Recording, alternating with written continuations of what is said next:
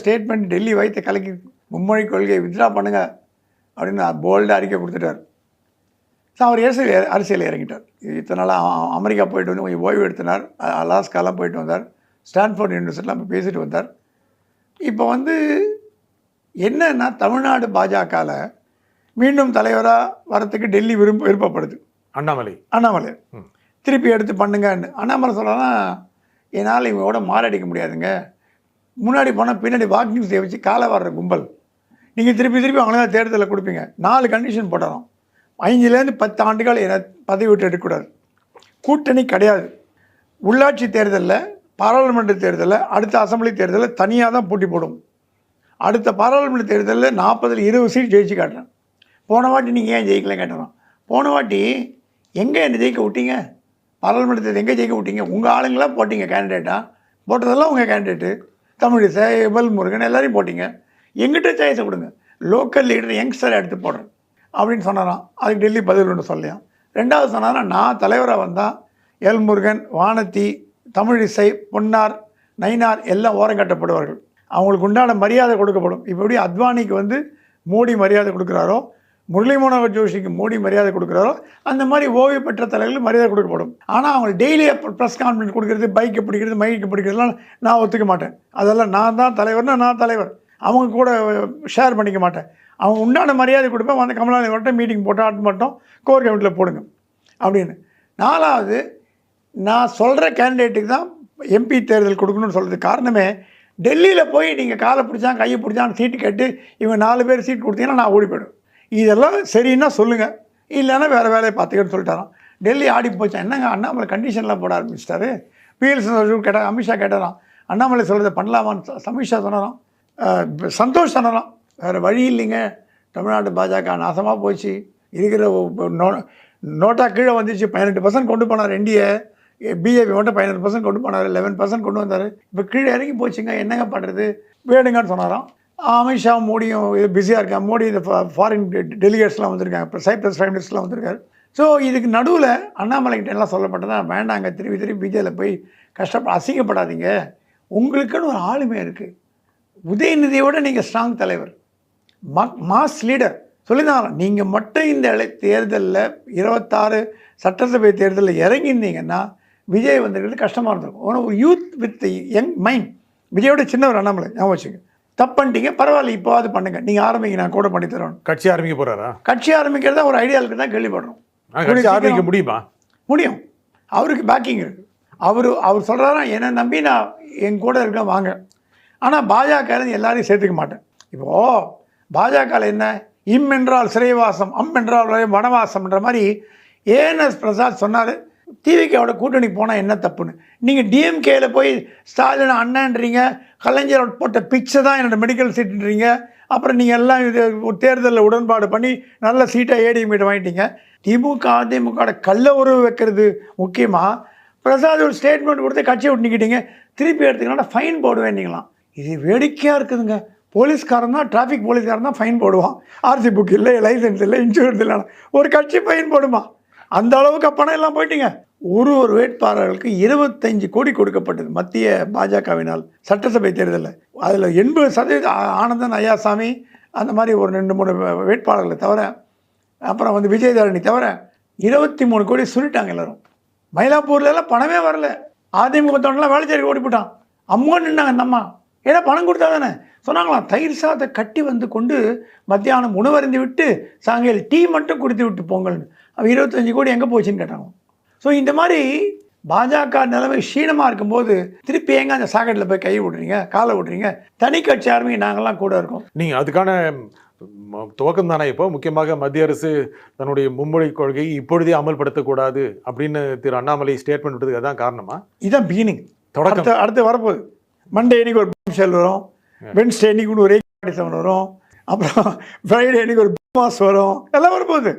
ஏன்னா மத்திய அரசாங்கத்தை பாஜக எதிர்ப்பதன் மூலமாக சிதறி கிடக்கும் ஆன்டி பிஜேபி ஓட்டுகளை சரி. ஏன்னா இந்த தடவை அண்ணாமலையோட ஆதரவாளர்கள், கட்சிக்காரர்கள் ஒத்தங்கூட ஏடிஎம்கே போடல. மயிலாப்பூர் எனக்கு தெரிஞ்சு அதிமுக பாஜக ஆதரவாளர்கள் எல்லாருமே வெங்கட்ரமனுக்கு போய் போட்டாங்க. என்னப்பா விசில் ஊதிட்டீங்களே? ஆமாம் சார், பாஜக என்ன சார் அண்ணாமலை இல்லை மதிக்கலை, எங்கள் தலைவர் சொன்னால் நான் கேட்க மாட்டோம், அண்ணாமலை கேம்பெயின் பண்ண பண்ணுவோமா, நான் விசிலுக்கு போட்டானோ. அந்த மாதிரி அண்ணாமலை ஆதரவாளர்களே அண்ணாமலை பேச்சு கேட்காத போது வேறு யார் கேட்க போகிறாங்க? அண்ணாமலைக்கு ஒரு ரோல் இருக்குன்னு நினைக்கிறேன், இங்கே ஒரு ஒரு இடம் இருக்குன்னு நினைக்கிறேன், ஸ்பேஸ் இருக்கா? கண்டிப்பாக அண்ணாமலைக்கு நாளை காலைல முதலமைச்சர் ஆவான்னு எதிர்பார்க்கறது தவறு. அவருக்கென்று இடம் இருக்குது அரசியலில். தனித்து அண்ணாமலைன்னா ஒரே ஒரு ஒன்றுனா தனித்துவம் மிக்கவர். திராவிட கட்சிகள் 2 வேணாலும் முதல்ல சொல்லிட்டு வர்றார். நீங்கள் வேண்டான்னா அவர் ஒதுக்கி வச்சு நயினாரை போட்டுட்டு அதை உங்களுக்கு கூட்டணி போட்டிங்க. அவர் சொல்கிறாரா slow and steady win the race. கேரளாவில் எப்படி 3 MP MLA வந்தாங்க, 4 மேயர் வந்தாங்க. வெஸ்ட் பெங்காலில் கொடுங்கோல் ஆட்சி நடத்தின மம்தா பானர்ஜி 15 ஆண்டு காலம் ஒரே ஸ்வீப்பில் ஆட்சிங்க. ஒரு நாளில் முடிஞ்சுதான் 15 ஆண்டு காலம் ஆட்சியில் ஒரு 10 ஆண்டு எனக்கு டைம் கொடுங்க, நான் திமுக உடச்சி காட்டுறேன். அது அவங்களுக்கு அவசரம். இப்போ என்ன ஆகி போச்சு, கை நழுவி விட்டாங்க மத்திய பாஜக. தமிழ்நாடு க்ஷீணமாக போச்சு. திரும்பி யாரும் வரதில்லை, போகிறதில்ல, ஒரு மந்திரி வரதில்லை, ஒரு அப்சர்வர் வரதில்லை, விட்டாங்க. நீ நடத்தான அவர் போய் நயினார் போய் ராஜினாமா கொடுத்தாராம், எல்லாம் வச்சுங்க வேறு தலைவர் வந்து அப்புறம் பார்த்துக்கலான்னு. பாஜகவில் மட்டும்தான் தலைவரெல்லாம் வண்டி ஓடும். நட்டா எல்லாம் 2 வருஷம் வண்டி ஓடிச்சு. அப்புறம் இந்த நிதின் நபீன் போட்டாங்க. நந்தா மந்திரியாகவும் இருந்தார், தலைவராக இருந்தார், பார்ட் டைம் தலைவராக இருந்தார். அப்புறம் தலைவரே இல்லாமல் போச்சு. சில வேடிக்கைகள் பாஜகவில் மட்டுமே அரங்கேறும். அதில் இது ஒன்று நம்ம எடுத்துக்கலாம். தமிழ்நாட்டில் அவருக்கு ஒரு ஸ்பேஸ் இருக்குன்னு நினைக்கிறீங்க? இப்போ முக்கியமாக என்னதான் அந்த தோற்று போயிருந்தாலும் திமுக இன்னும் பலமான கட்சி தான், மறுக்க முடியாது. மறுபடியும் ஒரு தடவை பவுன்ஸ் பேக் ஆக்கக்கூடிய அளவுக்கான பல விதமான வரலாறும் திமுகக்கு இருந்திருக்கு. நீங்கள் ஏற்கனவே சொன்ன மாதிரி அண்ணா திமுக தான் கொஞ்சம் முடைஞ்சிட்டு இருக்கு.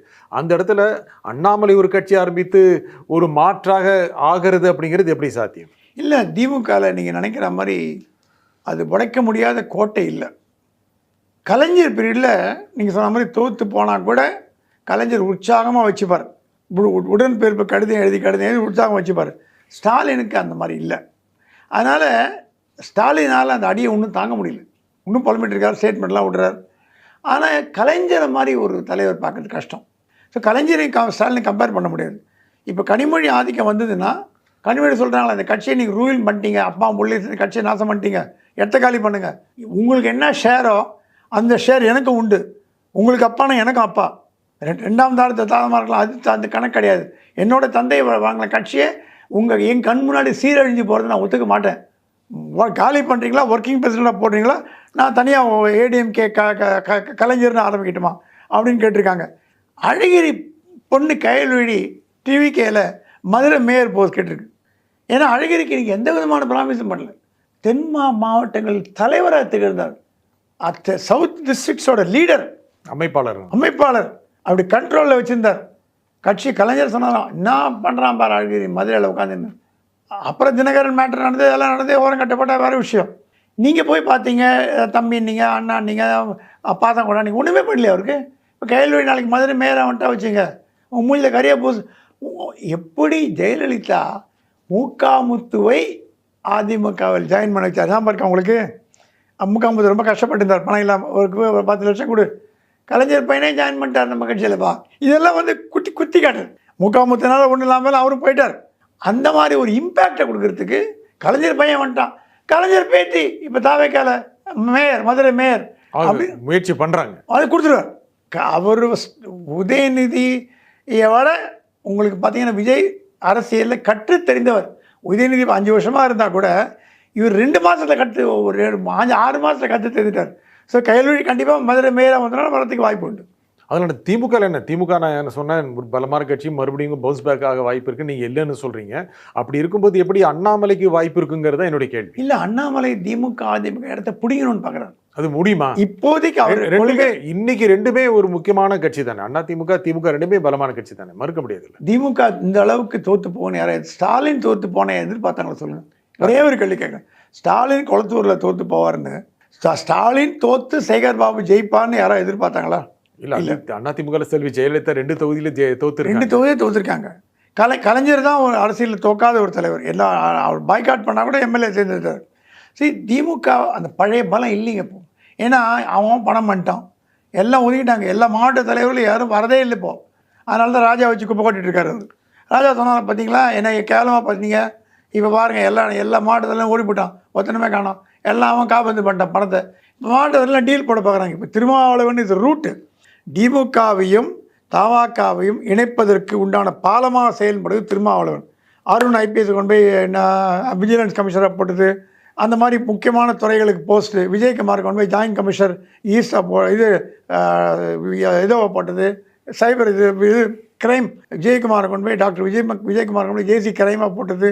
லா அண்ட் ஆர்டராக போட்டது. விஜயகுமாரை ஜேசி லா அண்ட் ஆர்டராக போட்டது. இந்த மாதிரி வேலைகள்லாம் திருமாவளவன் தான் பண்ணுறார். அது ஜாதி பற்றோட பண்ணுறார், அது தப்பு கிடையாது. ஆனால் அதுக்கு வெளியிலேருந்து தூது விடுறதுனா திமுக. ஏன்னா அருண் வந்து திமுகவோட செல்லப்பிள்ளை. அவரை போய் நீங்கள் வந்து டைரக்டர் விஜிலன்ஸ் போட்டிங்கன்னா நாளைக்கு KN நேரு மேலே எஃப்ஐஆர் போடுறதுக்கு எப்படி அவருக்கு மனசு வரும்?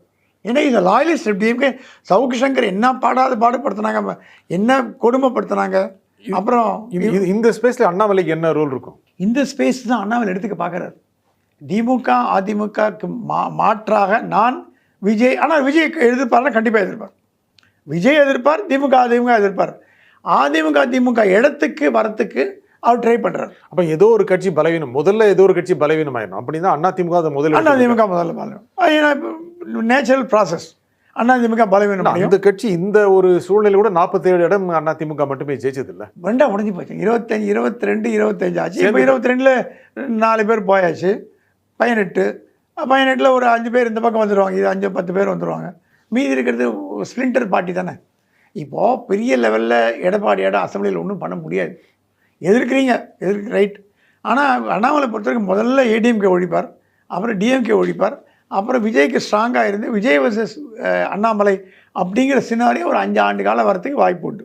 அதுக்குன்னு ஏடிஎம்கே டிஎம்கே இருக்காமல் போக சொல்லாது, கீழே தள்ளப்படும். ஆனால் திரு அண்ணாமலையுடைய இந்த ரோலை மத்திய பாஜக தலைவர்கள் ஏற்றுப்பாங்களா, அனுமதிப்பாங்களா? தனி கட்சி தொகை இதுக்கு மத்திய பாஜகவோட அனுமதி தேவை உங்களுக்கு.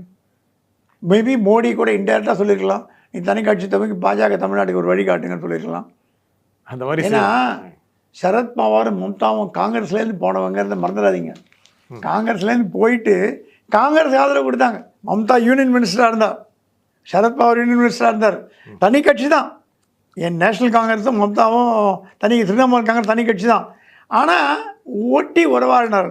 நாளைக்கே அண்ணாமலை வந்து ஒரு 10 எம்பியை ஜெயிச்சிட்டாருன்னா அவர் பிஜேபியை சப்போர்ட் பண்ணுவார் கண்டிப்பாக. அதுக்கான இப்போ தான் தொடக்கம்னு சொல்லிட்டீங்க. இன்னும் அடுத்தடுத்த நாட்களில் இன்னும் பல விஷயங்கள் மத்திய பாஜகவுக்கு எதிராகவே அண்ணாமலை ஸ்டேட்மெண்ட் விடவோ இல்லை கருத்து சொல்லவோ வாய்ப்பு கண்டிப்பாக வாய்ப்பு உண்டு. ஏன்னா அவர் பதவி ஆசை இல்லாத ஒரு தமிழ்நாட்டை சரி பண்ணணும்னு பார்க்குறாரு.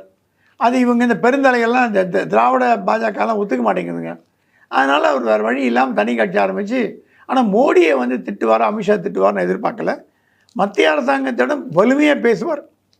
தமிழ்நாட்டுக்கு இது வேணும், அது பண்ணுங்கள், இது பண்ணுங்கள் அப்படின்னு பேசுவாரே தவிர டைரெக்டாக மோடியை அமித்ஷா அட்டாக் பண்ணுவாரான்னு நான் எதிர்பார்க்கல. இந்த நிகழ்ச்சியில் உங்கள் கருத்துக்களை உரிமையாக திருப்பி. நன்றி நிஜன்.